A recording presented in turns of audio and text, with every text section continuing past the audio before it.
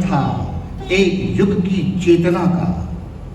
अहिल्या ने नारी की उस छवि को गढ़ा जो केवल सहनशील नहीं बल्कि साहसी भी थी। तलवार भी थामी और तूलिका भी। मंदिर बनवाए, सरोवर खुदवाए, धर्मशालाएं, अन्न क्षेत्र और प्याऊ बनवाए, और प्रजा को सबसे अधिक कुछ बांटा तो वो था न्याय और प्रेम। मध्य प्रदेश की हृदय स्थली, मालवा की भावी महारानी अहिल्याबाई होलकर का जीवन उनके पुण्य कर्मों की विजय गाथा से आज 300 वर्षों के बाद भी इस भारत भूमि में गूंज रहा है। अहिल्याबाई होलकर, महेश्वर की महारानी, लोक माता अहिल्याबाई होलकर, राजमाता अहिल्याबाई होलकर।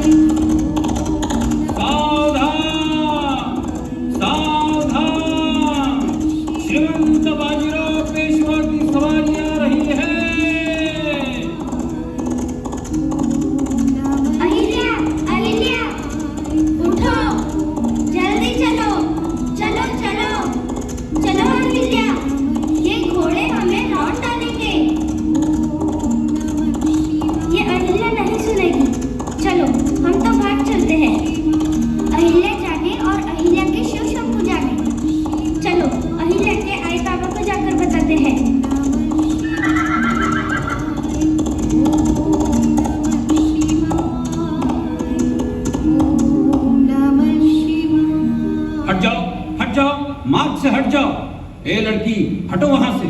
सुनाई नहीं देता है क्या? श्रीमंत बाजीराव पेशवा की सवारी आ रही है।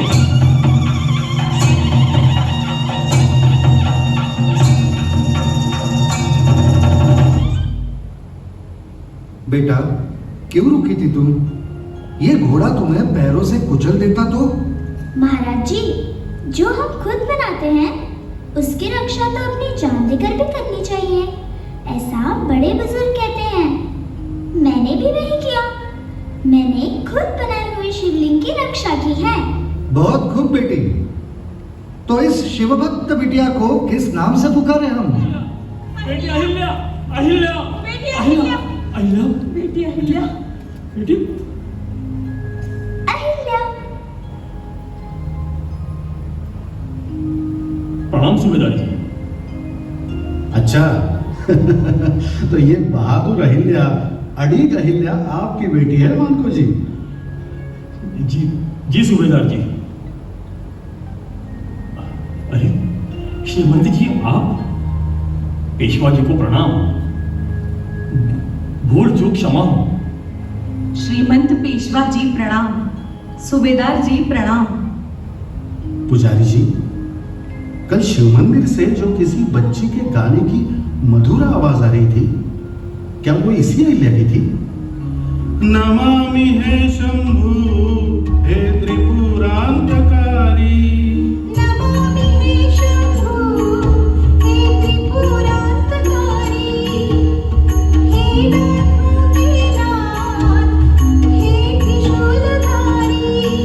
तेरे साधना में जीवन समर्पित, तू जाने मेरी इच्छा सारी। शंकरा, हे शंकरा, हे शंकरा, हे क्या वो इसी अहिल्या की थी? जी सूबेदार जी। कितनी प्यारी बच्ची है, कितनी तेजस्वी है। आपने बहुत अच्छे संस्कार डाले हैं इस पर। कहा खो गए मल्हार राव, जो बात मेरे मन में आई है कहीं तुम भी तो वही बात नहीं सोच रहे? बड़ी सुशील कन्या है। मैं तो कहता हूं अहिल्या को अपनी सुनवाई बना लो। आपने मेरे मन की बात कह दी श्रीमंत जी। खंडेराव और अहिल्या की जोड़ी खूब जचेगी। मानको जी, मैं आपसे और बहन से कुछ मांगना चाहता हूं। सरकार, मेरी क्या हैसियत कि मैं आपको कुछ दे सकूं? हम आपके सामने अपने पुत्र के लिए आपकी बेटी का हाथ चाहते हैं। आपकी बेटी अहिल्या हमें बहुत पसंद है। यदि आपको स्वीकार हो तो हम अहिल्या को अपनी बहू बनाएंगे। हाँ, भूल चूक माफ हो सूबेदार जी, पर आप बड़े हैं और हम लोग खेती बाड़ी करने वाले, भेड़ बकरी चराने वाले चरवाहा समाज के लोग। ये रिश्ता भला कैसे संभव होगा? श्रीमंत जी, हमारी हैसियत ही क्या है? सब संभव होगा। सूबेदार होना कोई बड़ी बात नहीं हो जाती। हैसियत औहदे से नहीं, संस्कारों से आती जाती है। आपकी बेटी खरा सोना है। व्यक्ति बड़ा होता है उसके चरित्र और पराक्रम से, और उससे अधिक महत्वपूर्ण उसके विशुद्ध संस्कारों से, जो एक समय मां जिजाबाई ने अपने पुत्र छत्रपति शिवाजी महाराज को दिए थे। पता नहीं क्यों आज आपकी अहिल्या को देखकर लगा कि इस पुत्री के संस्कार भी इस पूरे भारतवर्ष को उसके चरित्र के प्रकाश से आलोकित कर देंगे। जी सूबेदार। और आप चिंता क्यों करते हैं? अहिल्या केवल आपकी बेटी नहीं, वह पूरे गांव की बेटी है, हमारी बेटी है। हम घोषणा करते हैं कि हमारी बेटी अहिल्या और मल्हार राव के पुत्र खंडेराव का विवाह पुणे के हमारे शनिवार बाड़े में होगा, और हम स्वयं अहिल्या का कन्यादान करेंगे। ज्योतिषी ने जब कहा था कि अहिल्या की कुंडली में राजयोग है, तो मुझे विश्वास नहीं हुआ था, लेकिन आज मेरी आंखें देख भी रही है और सुन भी रही है। यह तो श्रीमंत जी का बड़प्पन है सुशीला। हम लोग कैसे आभार व्यक्त करें आप लोगों का। अहिल्या आपकी बहू हुई सूबेदार जी।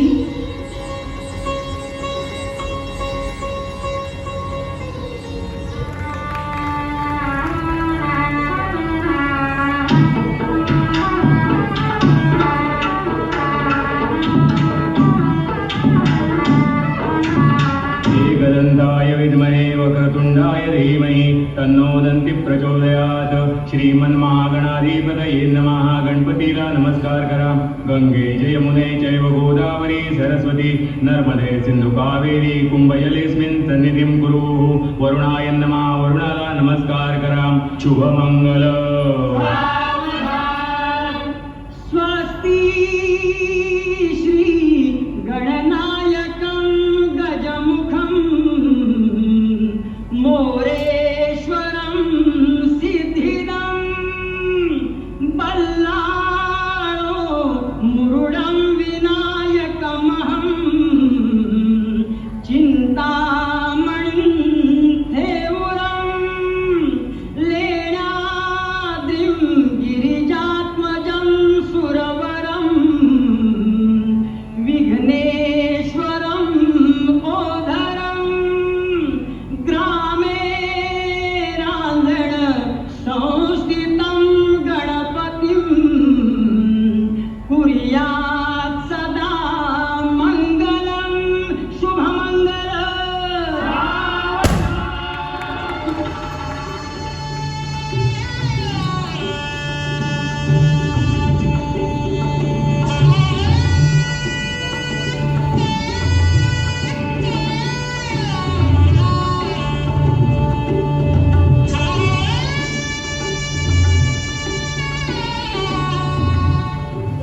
पोरी, पदर पायात पडला तरी चालेल, पण कुणाच्याही पुढे पसरू नको। सिर पर रखा आंचल, नीचे गिर जाए तो चल जाएगा, किंतु ये आंचल कभी किसी के सामने फैलाना नहीं, इसे सदा याद रखना।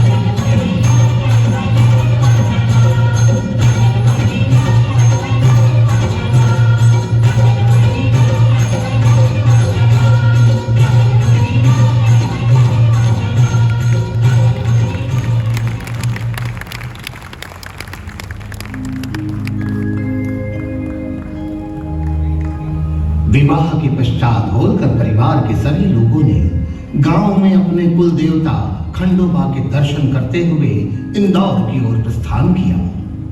उस समय होलकरों की राजधानी कंपेल हुआ करती थी, जो इंदौर के पास स्थित थी।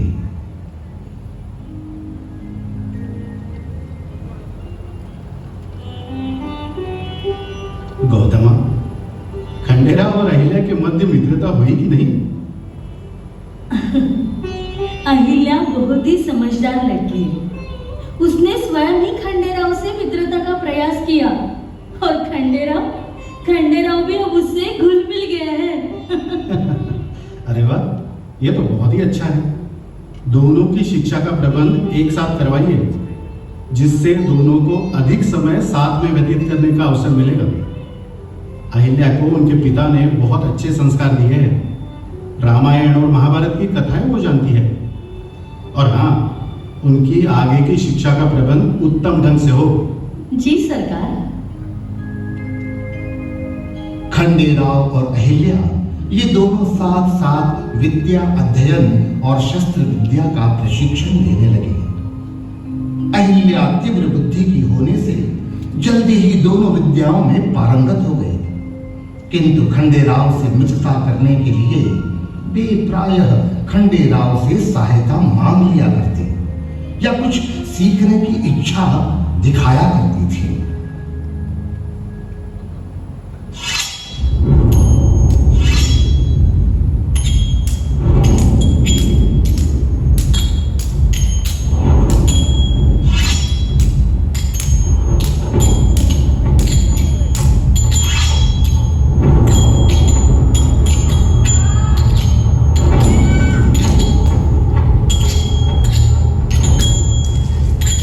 छोटे सूबेदार,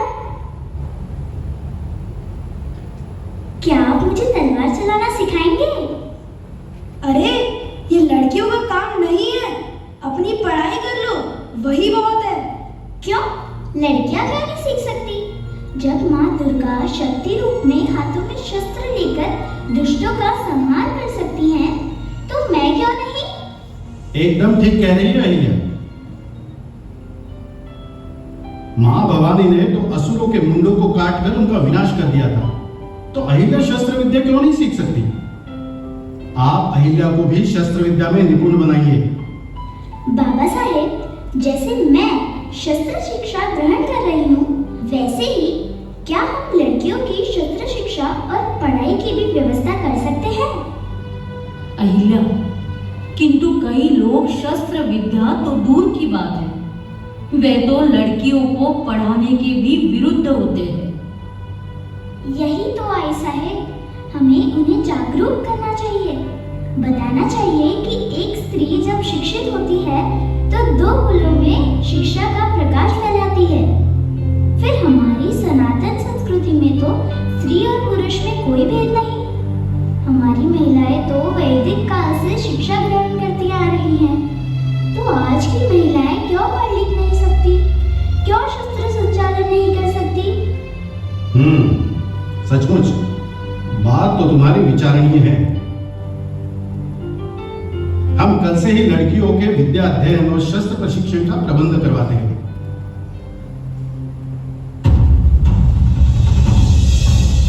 मल्हार राव की अनुमति मिलते ही अहिल्या ने बुनकरों के प्रशिक्षण की व्यवस्था, व्यायामशालाओं, गौशालाओं का निर्माण व महिला सेना के प्रशिक्षण का कार्यक्रम प्रारंभ कर दिया।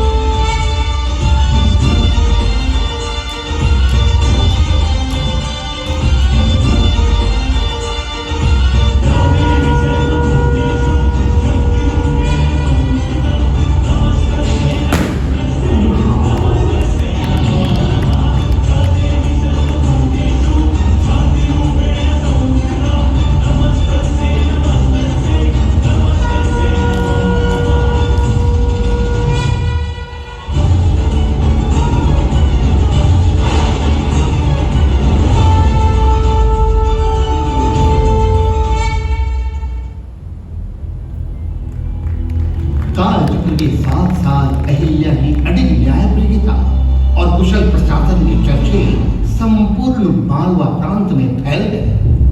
उनके व्यक्तित्व में केवल अहिल्या नहीं अपितु संपूर्ण अहिल्या बाई बसने लगी थी। और फिर एक सुखद क्षण आया।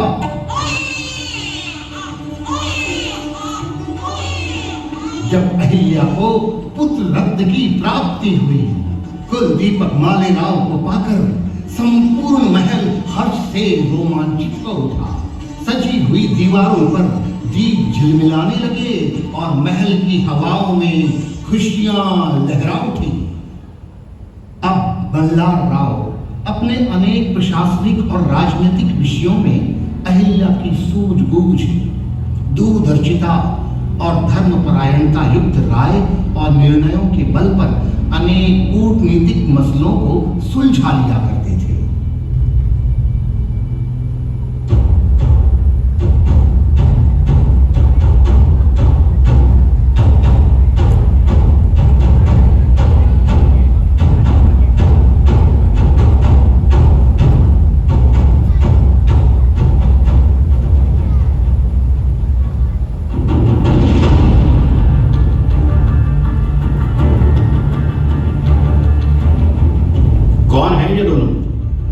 क्या है इनके आने का प्रयोजन?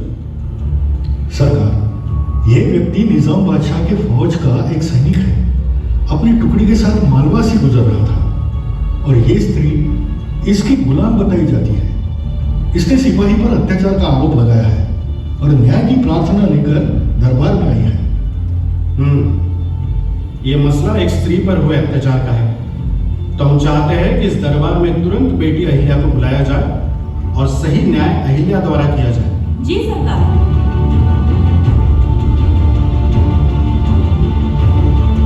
होशियार मालवाधिपति मल्हारराव होलकर जी की पुत्रवधू देवी अहिल्या पधार रही है।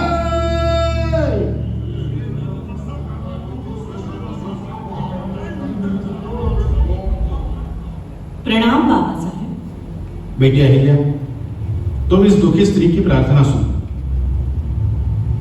बहन, बताओ क्या समस्या है तुम्हारी?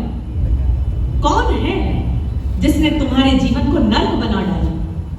माई, हम पर निजाम के सैनिकों ने हमला किया, मेरे कुल का नाश किया, बहनों की आबरू बाजार में बेच दी और मुझे इसने खरीद कर अपनी गुलामी में बांध लिया। अब मुझे इस नए इलाके में बेचने का मंसूबा बनाकर लाया था।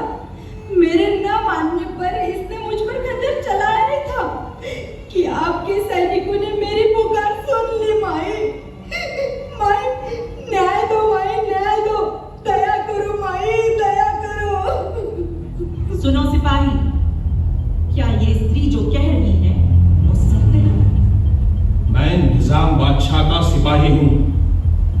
रानी सरकार, आपने मुझे एक गुलाम स्त्री के कारण बंधक बनाकर ठीक नहीं किया। ये तो बादशाही का अपमान है। खामोश! अपनी मर्यादा में रहो सैनिक। स्त्रियों को गुलाम बनाना, उनका शोषण करना तुम्हारी संस्कृति होगी, हमारी नहीं।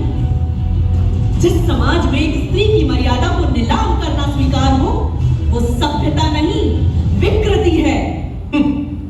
सेवक और दासियां तो आपके यहाँ भी है रानी सरकार। हमारे सेवक और दासियां उनके कर्मों से सम्मान पाते हैं। यहाँ सेवा एक दायित्व है, पर शोषण नहीं। और ये स्त्री कोई वस्तु नहीं है, ये माँ है, बहन है, इस समाज की आत्मा है। तुमने न केवल इसका अपमान किया है, अपितु समूची स्त्री जाति का तिरस्कार किया है। बाबा साहब, इस सैनिक ने नारी की मर्यादा को कुचला है। एक अबला को गुलाम बनाकर उसका शोषण किया और फिर उसकी हत्या का प्रयास भी किया। क्या यह अपराध किसी भी मर्यादा में समाहित किया जा सकता है? हमारी संस्कृति में नारी को देवी स्वरूप में देखा जाता है और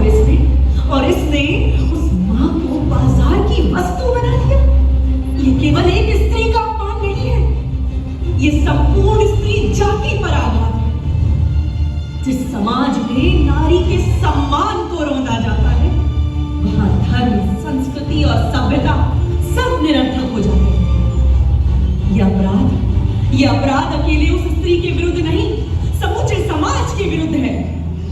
यत्र नार्यस्तु पूज्यन्ते रमन्ते तत्र देवता, यत्र चास्तु न पूज्यन्ते सर्वस्त्र फला प्रिया।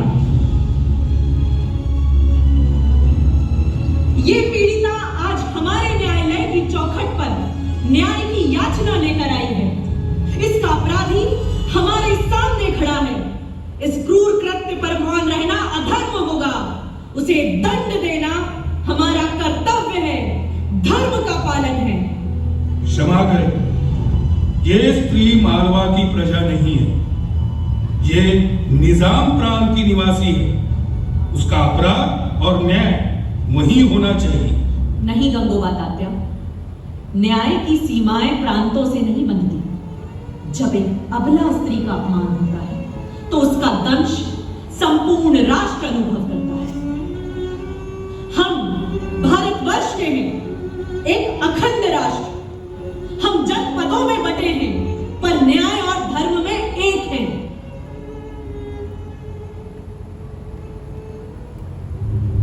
बहन, तुम्हारे शब्दों में पीड़ा की आंधी है। तुम्हारे साथ जो हुआ वो केवल तुम्हारी पीड़ा नहीं, संपूर्ण स्त्री जाति की वेदना है। नारी जाति के आत्मसम्मान पर प्रहार है। और तू स्वयं को बादशाह का सिपाही कहता है, पर तूने एक स्त्री को गुलाम बनाकर उसका मान मर्दन किया। तेरे शब्दों से अधिक घृणित तेरी करतूत है। ये दरबार तेरे जैसे भोगी के लिए नहीं, न्याय के लिए है।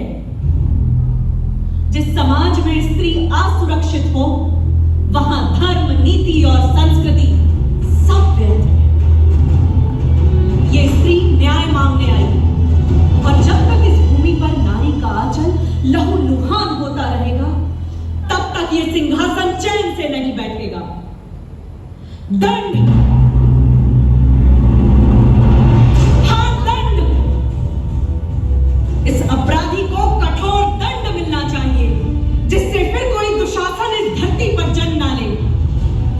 मालवा की धरती केवल वीरों की नहीं, न्याय की भी भूमि है। इसका दाहिना हाथ और बाई टांग कलम कर दी जाए। रानी साहिबा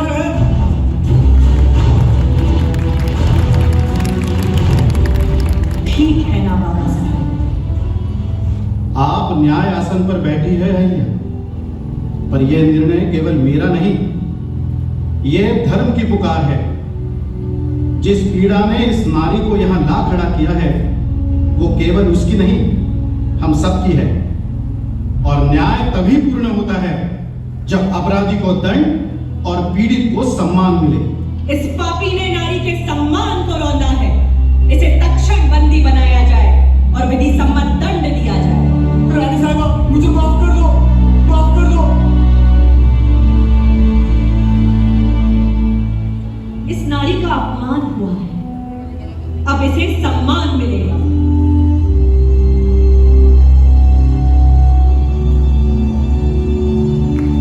साड़ी चोली देकर इसे सम्मान मुक्त किया जाए। ये केवल इस बहन का ही नहीं, संपूर्ण नारी शक्ति का सम्मान है। न्याय हुआ है, सच्चा न्याय हुआ है, धर्म की मर्यादा बनी है।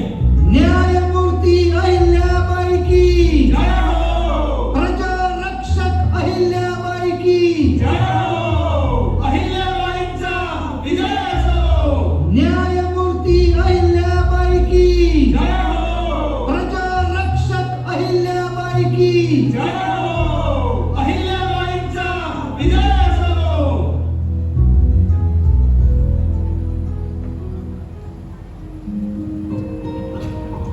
मल्हार राव को जब कभी युद्ध के कार्य से बाहर जाना होता, वे प्रशासन का दायित्व अपनी पुत्र वधू अहिल्या को सौंप कर जाते थे। और अहिल्या भी हर भूमिका में स्वयं को पूर्णतः समर्पित करती थी। कभी मां की तरह प्रजा को स्नेह देती, तो कभी धर्मनिष्ठ शासक की तरह कठोर निर्णय भी लेती। मल्हार राव का विश्वास उनके लिए मात्र दायित्व नहीं था, यह विश्वास अहिल्या के लिए कर्तव्य का आभूषण बन चुका था।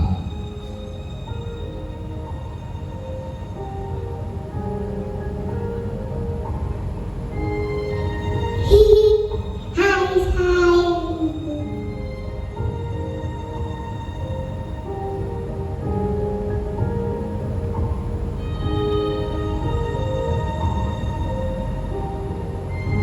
साहब, दीवान गंगूबा चंद्रचूड़ हिसाब की पहिया लेकर उपस्थित है।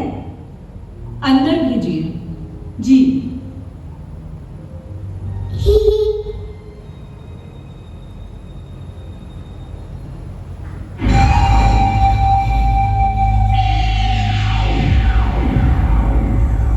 भाई साहब, ये रहे खजाने की सरकारी बही और ये है खाजगी व्यक्तिगत स्वामित्व की आय और व्यय की पुरानी लेखा पुस्तिका।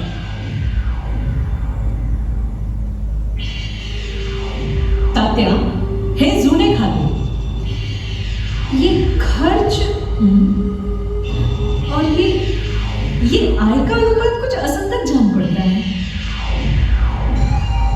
भाई साहब, ये संपत्ति आपके पतिदेव और हमारे युवराज खंडेराव जी ने अपने पराक्रम से इन 4 वर्षों में कई मुहिमों पर जीत हासिल करके प्राप्त की है। अपना खासगी खजाना भी बढ़ा है। इन वर्षों में कई युद्ध हुए, कई मोर्चे फतेह हुए, इन्हीं के विवरण है इसमें। साथ ही अपना निजी खर्च भी है। तात्या, युद्ध की विजय और पराजय एक बात है, पर जीते हुए प्रदेश की संपत्ति क्या राज्य की नहीं होती? तो आपने ये अपना और सरकारी का भेद किस आधार पर खींचा है? अहिल्या, अहिल्या, क्या ये सब हमारे खून पसीने से कमाया माल आप जब्त करवा रही है? किस अधिकार से? हमने तलवार के बल पर शत्रु को हराया, उसकी दौलत को अपने कंधों पर ढोया, और अब आप कहती हो वो सब राज्य का है? स्वामी, क्रोध को वश में कीजिए स्वामी। या आदि बसा, आप भावनाओं में बहकर एक बड़ी चूक कर रहे हैं। जिस संपत्ति का आप आज उपयोग कर रहे हैं वो संपूर्ण राज्य की है, केवल आपकी नहीं। इसका प्रयोग जन कल्याण के लिए होना चाहिए। आपके पूज्य पिताश्री मल्हार राव होलकर ने जिस नीति से राज्य को खड़ा किया है उसमें सेवा और संयम सर्वोपरि है। शासन का दायित्व है कि उसे नियम और धर्म के अधीन चलाया जाए। आपने जो लाया वो कोई व्यक्तिगत अर्जन नहीं, शौर्य से प्राप्त सार्वजनिक संपत्ति है, और वही अब राजकोष का हिस्सा बन चुकी है। हमें उस लूट का पूरा अधिकार है। रणभूमि में हमने अपनी तलवार से वो दौलत प्राप्त की है, वो हमारी निजी कमाई है। क्यों उसे सरकारी खजाने में भरा जाए? स्वामी, आप होलकर वंश के उत्तराधिकारी हैं और उसी परंपरा के वाहक भी, जिसने प्रजाहित को सर्वोच्च स्थान दिया है। आपके आचरण में वही गरिमा होनी चाहिए जो एक योग्य शासक में अपेक्षित है।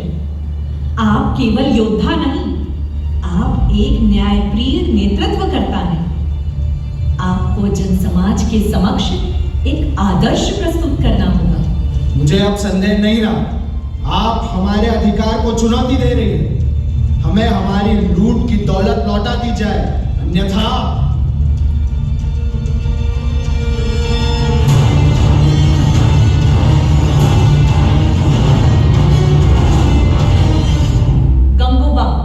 कृपया वो खाता पुस्तक लाइए।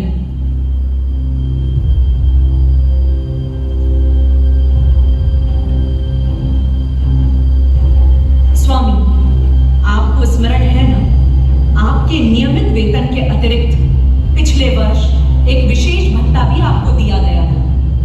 अब बताइए, उस राशि का हिसाब क्या है? अहिल्या, आप कौन होती है हमसे हिसाब मांगने वाली? क्या आप भूल गए कि हम शिलेदार हैं? हमारे पास भी खर्च करने का अधिकार है। हमें किसी के सामने उत्तरदायी होने की आवश्यकता नहीं है। मुहिम से जो लूट मिली है वो 30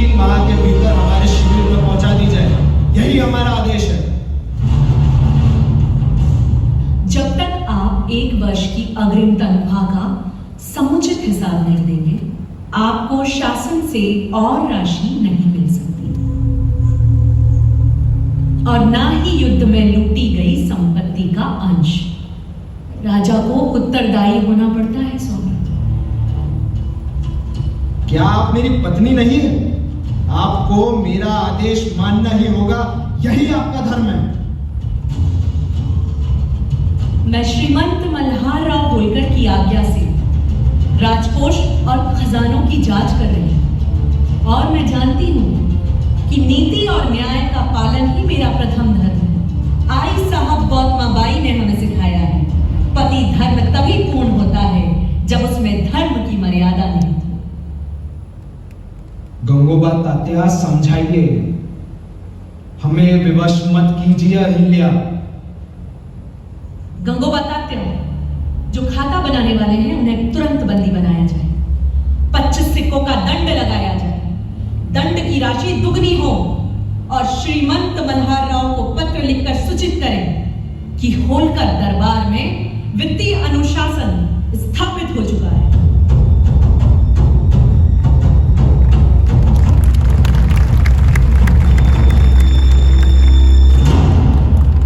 भाई साहब, आप अपने स्वामी को दंडित कर रही हैं, एक बार पुनः विचार कीजिए। राजकोष निजी संपत्ति नहीं, वो प्रजा की अमानत है।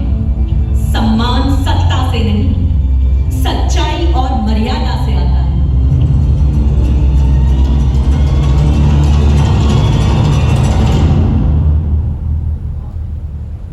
स्वामी, हम आपसे कितना प्रेम करते हैं स्वामी। काश काश आप भी इसे समझ पाते।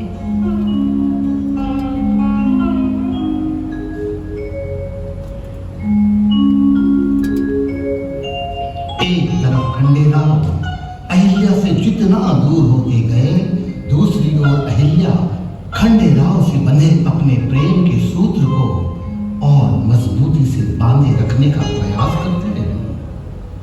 मन से, भाव से, प्रार्थना से, और इसी दुखमय वातावरण में अहिल्या की कोख से एक दिव्य किरण महल में उतरी।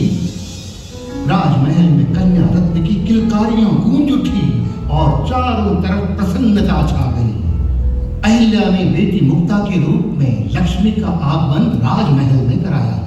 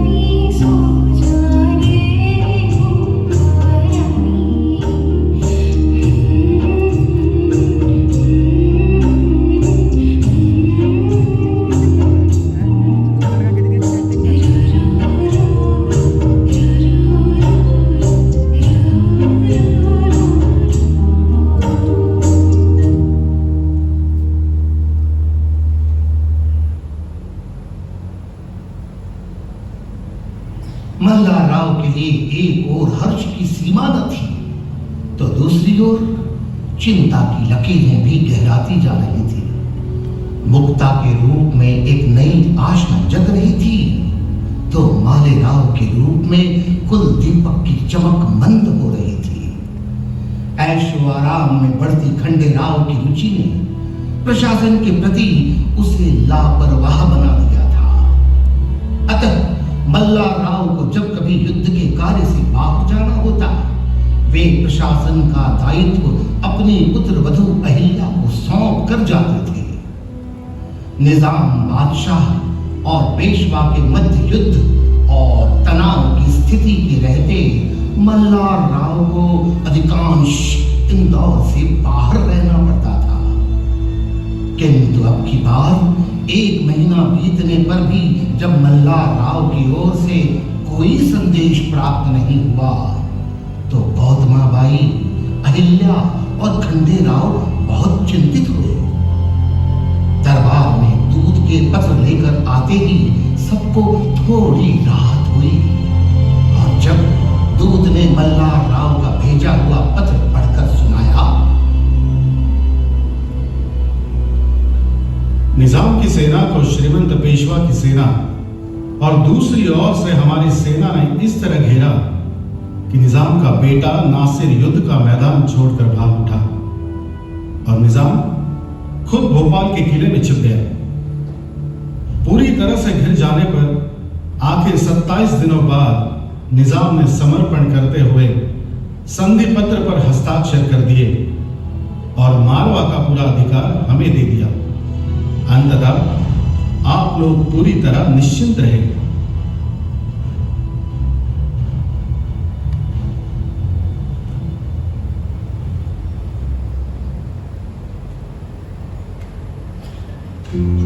पत्र का संदेश सुनते ही पूरे महल में खुशी की लहर दौड़ उठी।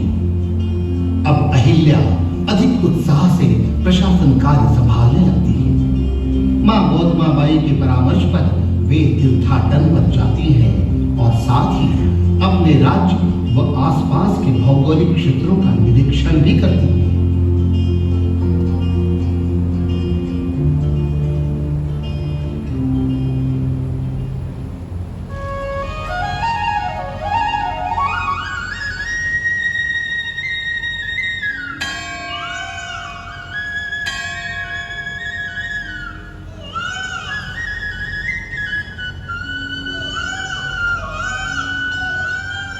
बाई, यहाँ रोज भिक्षा मिलती है क्या? भिक्षा अब कौन देता है माई? जंगल के डाकू भी आ गए थे, जो थोड़ी बहुत गठरी थी वो भी तो ले गए। अब तो ना पेट भरता है, ना नींद आती है, भोजन का ठिकाना नहीं, काम नहीं है, और जो बीमार है उनके लिए औषधि तक नहीं। हमारी बात तो अब कोई सुनता भी नहीं।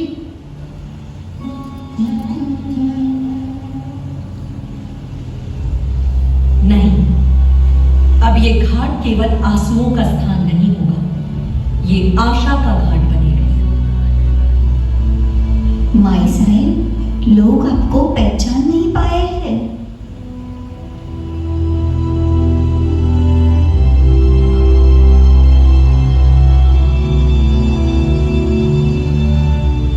मैं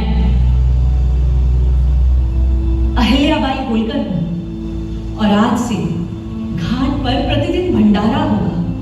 जो भी हाथ काम करने को तैयार हैं, उसके लिए बांध, कुएं और धर्मशालाएं बनेंगी। वृद्धों और बीमारों के लिए औषधालय और विश्राम गृह बनाए जाएंगे। डाकुओं से रक्षा के लिए घाटों पर रक्षक दल तैनात किया जाएगा।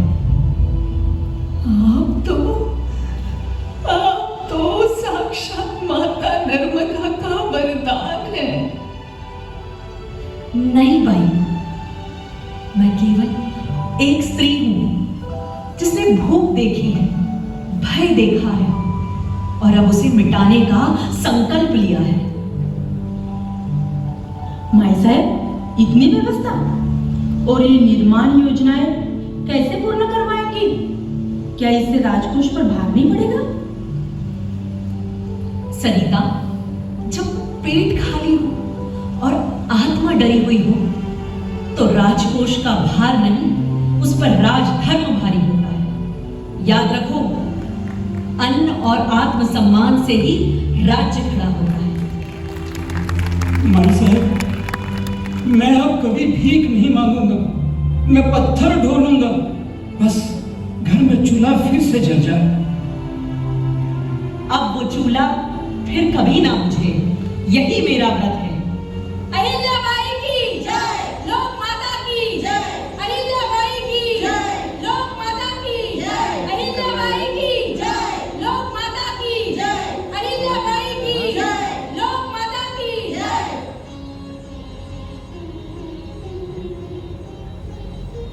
वो चारों कौन है जो इस उत्साह में भी मौन है? माई साहेब, ये गांव की विधवाएं हैं। पति का साया चला गया और समाज ने इन्हें भी परछाई मान लिया।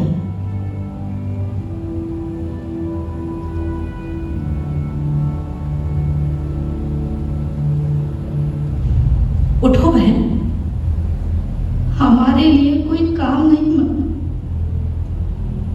ना खेतों में जगह है ना चूल्हों के पास, हम तो खाट चुप्पी है। नहीं बाई साहब, तुम चुप्पी नहीं, तुम तो शक्ति हो, सृजन हो। रघुनाथ जी, एक बात बताइए, हमारी भूमि पर कौन सी फसल सबसे अधिक होती है? रानी साहब, कपास की फसल बहुत अच्छी होती है। ध्यान में रखें, तो आज से महेश्वर में बुनकरी प्रशिक्षण केंद्र की स्थापना होगी। ये बहनें सूट काटेंगी, कपड़ा बुनेंगी और राज्य के लिए वस्त्र तैयार करेंगी, साड़ियां बनाएंगी। हर विधवा को सम्मान सहित रोजगार मिलेगा। हमारे हाथों से फिर काम होगा? क्या समाज हमें फिर स्वीकारेगा? जब तक इस धरती पर ये अहिल्या जीवित है, हर स्त्री को उसकी गरिमा और आजीविका दोनों मिले। अहिल्याबाई की जय, लोक माता की जय, अहिल्याबाई की जय, लोक माता की जय, अहिल्याबाई की जय, लोक माता की जय, अहिल्याबाई की जय, लोक माता की जय।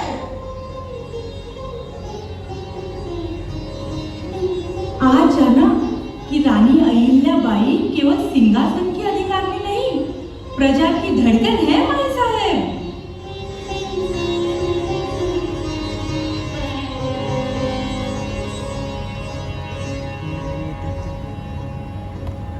इसी दिन 27 दिसंबर 1753 को खंडेराव होलकर मराठा सेना के साथ दिल्ली रवाना हुए और सूरजमल जाट के राज्य का विध्वंस कर दिया।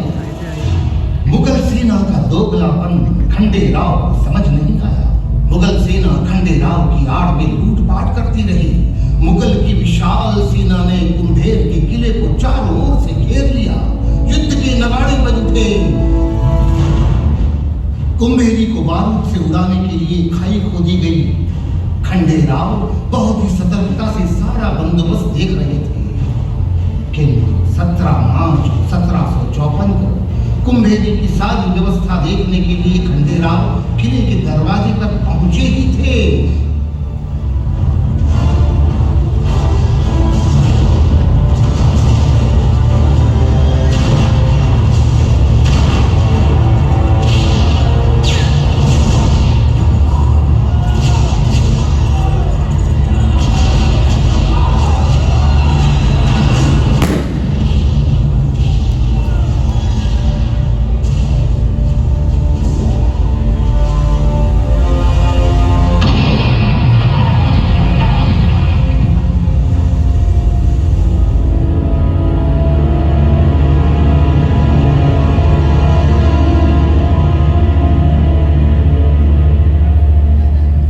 एक तोप का गोला आकर फटा और खंडेराव पूरी तरह से क्षतिग्रस्त हो गए।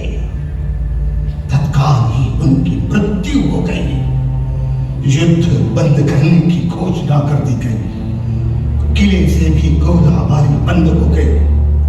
खंडेराव का क्षत विक्षत शरीर पालकी में लाया गया। कुंभेरी के युद्ध के दौरान खंडेराव की आकस्मिक मृत्यु के समाचार से मालवा में चारों तरफ शोक का वातावरण छा गया। खंडेराव की पत्नियों की सती होने की तैयारियां धीरे धीरे होने लगी। अहिल्या और उनके साथ युवराज खंडेराव की 3 रानियां पार्वतीबाई, सुरताबाई, लखूबाई भी सती होने के लिए तैयार हो गई।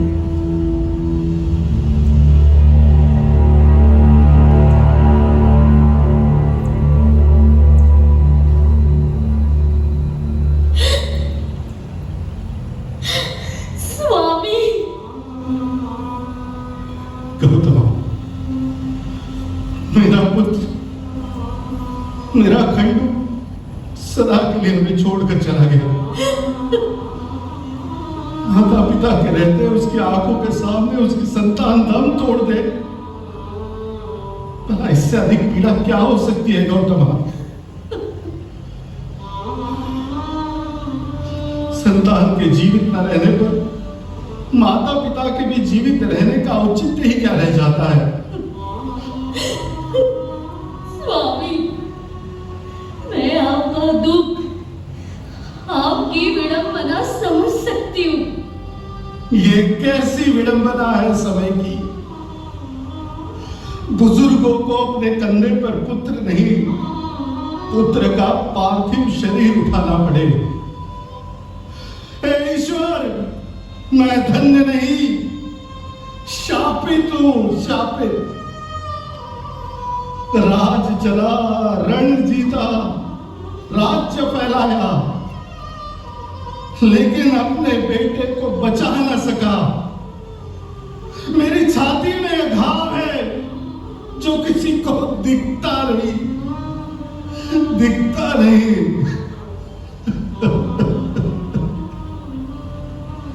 स्वामी, स्वामी, अब मेरे जीवन का अर्थ शेष नहीं रहा। जो मेरे जीवन का दीप था वो बुझ चुका है। अब मैं केवल राख हूं। और यही राख अपने पतिदेव के साथ चिता में मिलाना चाहती हूं। मैं सती होने जा रही हूं। नहीं बहू, ये धर्म नहीं, ये त्याग है। लेकिन उस मां का क्या, जिसने तुम्हें बेटी माना? उस प्रजा का क्या, जो आज भी तुम्हारी आंखों में न्याय की रोशनी देखती है? रुक जाओ अहिल्या, प्रेम की अग्नि में जलना बलिदान है, लेकिन सेवा की अग्नि में तपना वो ही सच्चा सतीत्व है। तुम्हारी चिता नहीं, तुम्हारी चेतना हमें चाहिए।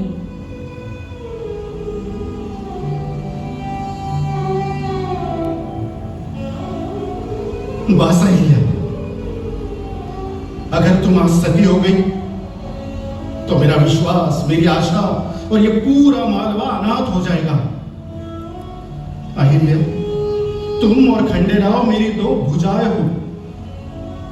बेटी, मेरी एक भुजा तो कट गई और तुम दूसरी भुजा को भी काट देना चाहती हो।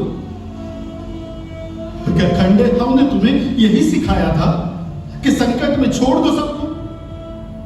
नहीं, वो कहता था मेरी अहिल्या तलवार नहीं, न्याय की रेखा है। तो क्या तुम अब अपनी रेखा को मिटा दोगी? बाबा साहब, मैं छोटे सूबेदार जी के बिना जीवित नहीं रह पाऊंगी, नहीं रह पाऊंगी। मुझे मत रोकिए बाबा साहब, मुझे मत रोकिए, मुझे मत रोकिए। पत्नी धर्म तो यही है ना बाबा साहब? बेटी अहिल्या, मुक्ता का तो ध्यान करो। उसका रो रो कर पूरा आल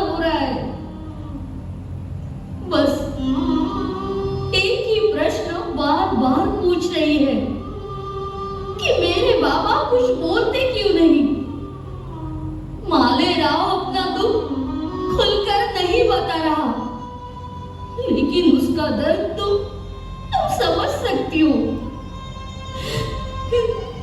इन बच्चों के सिर से पहले ही तो ईश्वर ने इनके पिता का साया उठा लिया, और अब तुम इन बच्चों के सिर से माँ का साया छीन लेना चाहती हो। अहिल्या, बेटा ऐसा मत करो अहिल्या, ऐसा मत करो अहिल्या, ऐसा मत करो। अहिल्या, तुम साधारण स्त्री नहीं हो। ईश्वर कुछ लोगों को कुछ बड़े उद्देश्य से ही पृथ्वी पर भेजता है। इतिहास के पन्ने प्रमाण है कि समाज कल्याण के बड़े उद्देश्य के लिए ही जीजाबाई और रानी लक्ष्मीबाई ने सती होने की इच्छा का त्याग कर दिया। उन्होंने राजधर्म को पत्नी धर्म से बड़ा माना। तुम्हें भी इसी राजधर्म के खातिर मालवा के राजपाट का दायित्व स्वीकारना होगा। प्रजा के लिए खंडेराव के जो कार्य अधूरे रह गए वो अब तुम्हें पूर्ण करना है। तुम मेरी बेटी नहीं, बेटा हो।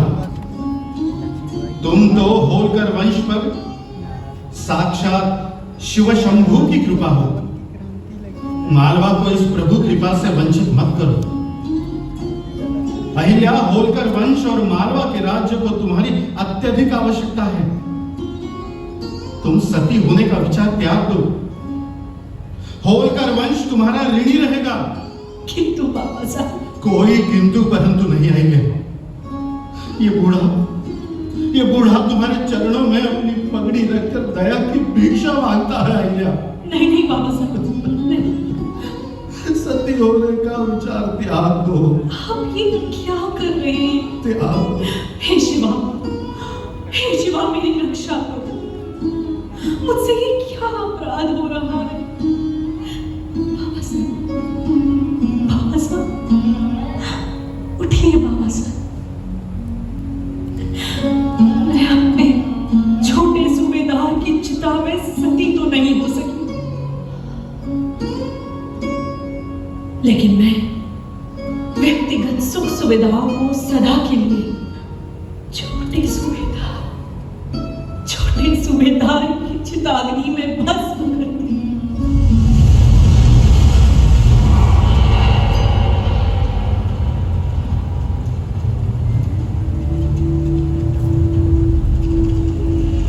मैं नहीं जलूंगी, बल्कि अपने आप को जनसेवा की अग्नि में तपाऊंगी।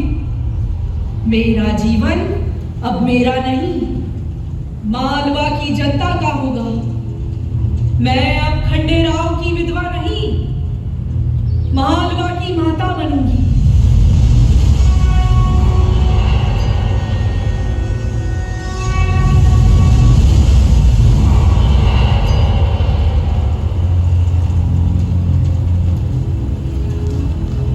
एक औरत जिसने पति को खोया पर धर्म को न खोने दिया, वो चिता की अग्नि में नहीं जली, किंतु प्रजा के लिए दीप बनकर जलती रही और फिर बन गई लोक माता अहिल्या।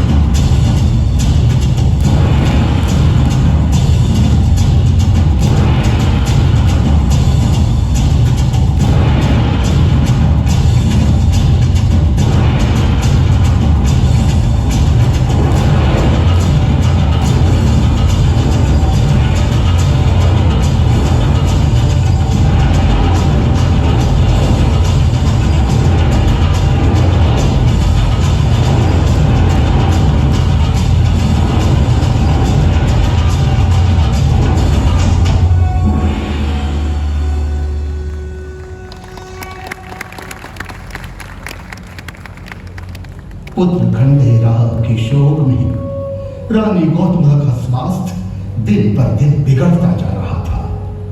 मल्हारराव रानी गौतमा का अधिक ध्यान रखने लगे थे, किंतु रानी गौतमा फिर कभी अच्छे स्वास्थ्य को न पा सकी और एक दिन उन्होंने अपने प्राण त्याग दिए।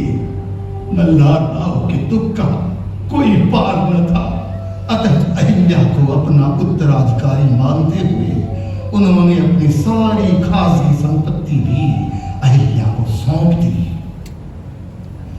पत्नी गौतमा के न रहने का दुख और वृद्धावस्था के कारण मल्हारराव दुर्बल हो रहे थे, किंतु साथ ही युद्धों की निरंतरता भी थमने का नाम नहीं ले रही थी। अहमद शाह अब्दाली के आक्रमण और रियासतों की आपसी फूट ने मराठों की सत्ता को भी विचलित कर दिया था। ऐसे समय में राघोबा पेशवा, महादजी सिंधिया, मालेराव और तुकोजी राव को साथ लेकर मल्हारराव राजनीतिक यात्रा पर निकले। यात्रा के दौरान उन्हें अपने गुप्तचरों से अंग्रेजों के आगमन की सूचना मिली। इतने सारे शत्रुओं से एक साथ सामना करने में मालवा की सैन्य शक्ति कम पड़ रही थी। अतः मल्हारराव ने अहिल्या से विचार विमर्श किया और तीर्थ यात्रा का आयोजन किया। साथ ही उसकी आड़ में अहिल्या युद्ध की तैयारी हेतु अपनी सैन्य शक्ति मजबूत करने में जुट गई। अहिल्या तीर्थ यात्रा करते हुए जब प्रयागराज पहुंची तो गंगा तट पर उचित व्यवस्था और घाटों का अभाव अहिल्याबाई की लोक कल्याणकारी दृष्टि ने देख लिया था। मणिकर्णिका और दशाश्वमेध घाट के निर्माण का आदेश देकर उसके क्रियान्वयन के उचित निर्देश अहिल्याबाई ने दिए। अहिल्या की यह धर्मपरायणता देखकर काशी के पंडितों ने अहिल्याबाई से भेंट की।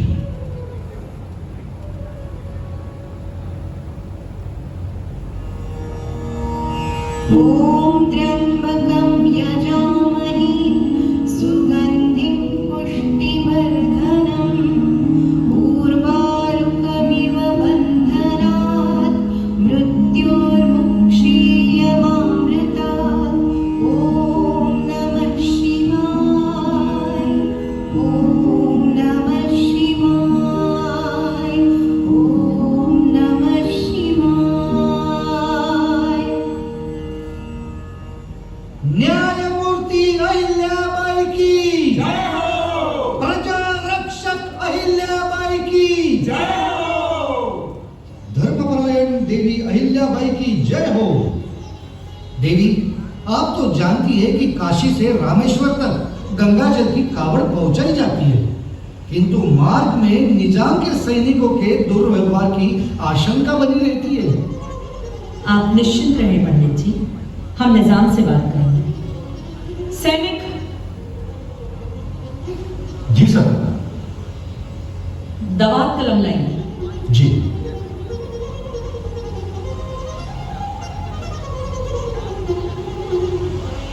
जी रानी साहब। हैदराबाद निजाम साहब, हुजूर को अहिल्याबाई होलकर का नमस्कार। मुझे विदित हो कि सनातनी समाज में कभी भी आपके पूजा स्थानों, जुलूसों और त्योहारों पर किसी प्रकार की बाधा डालने की चेष्टा नहीं की।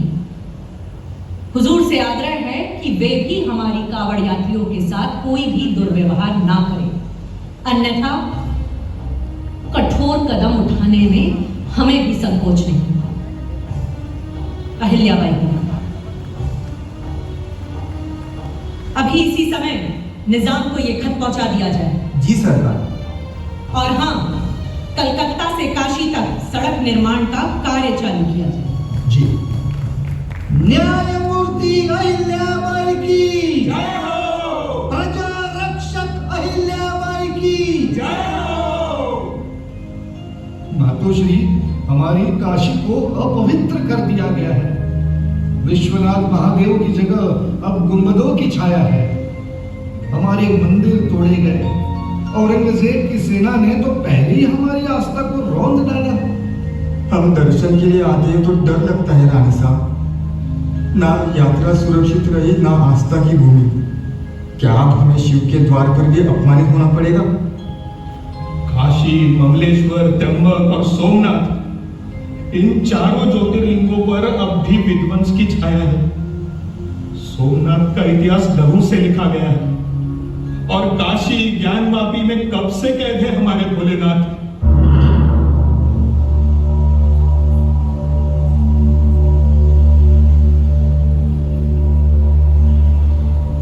काशी केवल एक नगर नहीं, ये भारत की आत्मा है। जहां जहां शिवलिंग टूटा है, वहां वहां न्याय खड़ा होगा। मैं अहिल्याबाई होलकर कोई सत्ता की भूखी नहीं, बल्कि संस्कृति की सेविका हूं।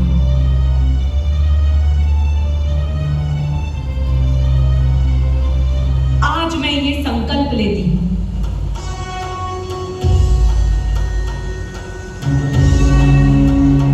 काशी विश्वनाथ का मंदिर फिर से अपने स्वर्णिम स्वरूप में पुनर्स्थापित होगा। सोमनाथ में शंख फिर से बजेगा। त्र्यंबकेश्वर और महाकाल की दीपमाला फिर से जलेगी।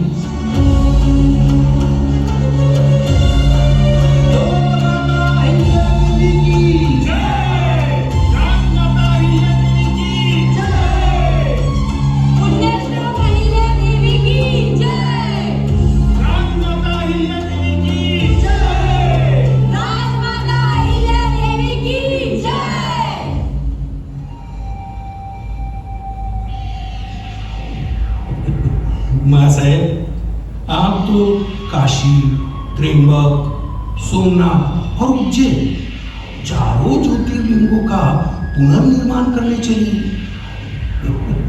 लेकिन क्षमा करें, ये कोई मिट्टी के दीप नहीं है जो आपके राजकोष की बातों से जल उठेंगे।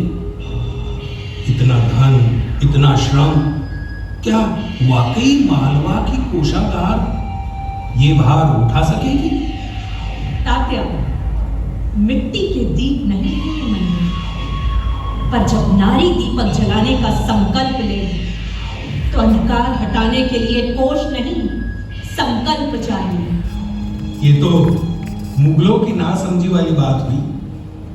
एक मुमताज के खातिर बादशाह शाहजहां ने ताजमहल बनवाने में सारा राजकोष खत्म कर दिया। और यदि आपकी प्रजा ही आपसे कहे कि ये राजकोष का दुरुपयोग है, कि महारानी धर्म के नाम पर दान कर रही है। तात्या, राजकोष प्रजा की भलाई के लिए है। संस्कृति और आत्मगौरव प्रजा की सबसे पहली निधि है। आणि तुम्ही चिंता करू नका, इन मंदिरों का निर्माण अपने निज धन से करूंगी, ना कर से ना कोष से, बल्कि अपने निजी धन से, अपनी खासगी संपत्ति से। हमारे विवाह के समय पेशवा साहिब ने कन्यादान के रूप में जितना सोना दिया, गौतमा मां साहिब की जो भी खासगी संपत्ति हमें प्रदान की गई है, वो सारी हम इन पुण्य कार्यों में खर्च कर देंगे। मालवा के राजकोष से नहीं, मेरे निज धन से ये कार्य होंगे। अब ना तो कोई औरंगजेब रोक सकेगा और ना कोई बादशाह पवित्र कर सकेगा। आपको अब डरने की आवश्यकता नहीं। अब हर यात्रा, हर मंदिर, हर संत मेरी छाया में सुरक्षित रहेगा। जगमाता अहिल्या देवी की जय, प्रजा रक्षक अहिल्याबाई की जय। आप केवल महारानी नहीं, साक्षात लोकमाता हैं। आपने हमारी आत्मा को पुनर्जीवित कर दिया। जहां शिव की आरती रुकी है, वहां उसे फिर से गूंजना ही होगा। मैं नारी हूं, परंतु मातृभूमि की वो संतान भी जो सृजन के साथ रक्षा का व्रत भी निभाती है। महारानी, आप एक नारी हैं। इतिहास में ऐसा कौन है जिसने अकेले ये सब किया? जो इतिहास में नहीं लिखा गया, वही तो अब रचने का समय आ गया है।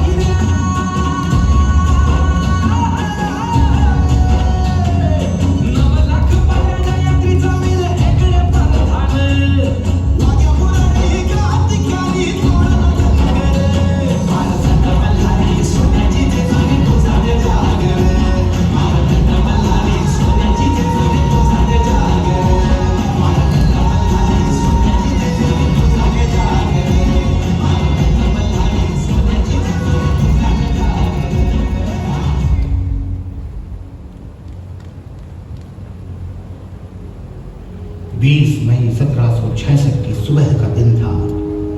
मंदिरों में गाई जाने वाली आरतियों की गूंज ने आकाश में मधुर ध्वनियां भर दी थी, तो सूर्य की किरणों ने आकाश से उतरकर मंदिरों के कलश स्वर्णिम कर दिए। और इन्हीं दिव्यता के क्षणों में मल्हार राव की आत्मज्योति मालवा के प्रांत को छोड़ आकाश की ओर चल पड़ी। अहिल्या समेत संपूर्ण मालवा प्रांत उदासी की लहर में डूब गया। मालवा राज्य का दायित्व अब अहिल्या देवी के कंधों पर आ गया। पुत्र मालेराव उत्तराधिकारी तो था, किंतु उसका राज्य के कार्यों में मन नहीं लगता था। अहिल्या मालेराव के बचपन से ही उसकी शैतानियों से चिंतित थी। किशोरावस्था तक आते आते मालेराव को सुरा सुंदरी के व्यसनों की ओर बढ़ते देखकर अहिल्या ने समाधान के रूप में बहाड़ घराने की बेटी मैनाबाई से मालेराव का विवाह करवा दिया। किंतु मालेराव की हरकतें दिन पर दिन बढ़ती जा रही थी। मालेराव कभी अन्य क्षेत्र में आए साधुओं की झोली में बिच्छू डाल देता, तो कभी किसी पर क्रोधित होकर कोड़े बरसाना शुरू कर देता था। एक बार तो गांव के एक बुनकर गंगाराम को मालेराव ने पीट पीट कर मार ही डाला। जहां अहिल्याबाई को पशु पक्षियों से अत्यधिक प्रेम था, वहीं मालेराव के लिए पशु पक्षी जानवर से अधिक कुछ नहीं थे। एक दिन तो मालेराव ने तेजी से रथ दौड़ाते हुए गाय के बछड़े को रौंद डाला।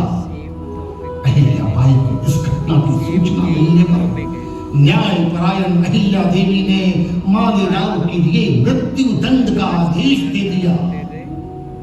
जैसे ही मालेराव को चौराहे पर ले जाकर मृत्यु दंड दिया जा रहा था, तभी वही गाय आड़े आ गई जिसके बछड़े को मालेराव ने रौंद डाला था। आज भी वो चौराहा आड़ा बाजार के नाम से जाना जाता है। मात्र 10 महीनों से भी कम समय की अवधि का शासनकाल रहा और गंभीर रोग से ग्रस्त होकर मालेराव की मृत्यु हो गई। अपने पुत्र मालेराव की मृत्यु और परिवार के सदस्यों की एक एक करके हुई मृत्यु ने अहिल्या के मन में वैराग्य की भावना को प्रबल कर दिया। मन की शांति के लिए शिव शंभु के सानिध्य में रहने का निर्णय अहिल्या ने किया। अंततः अहिल्या की इच्छानुसार मालवा की राजधानी को इंदौर से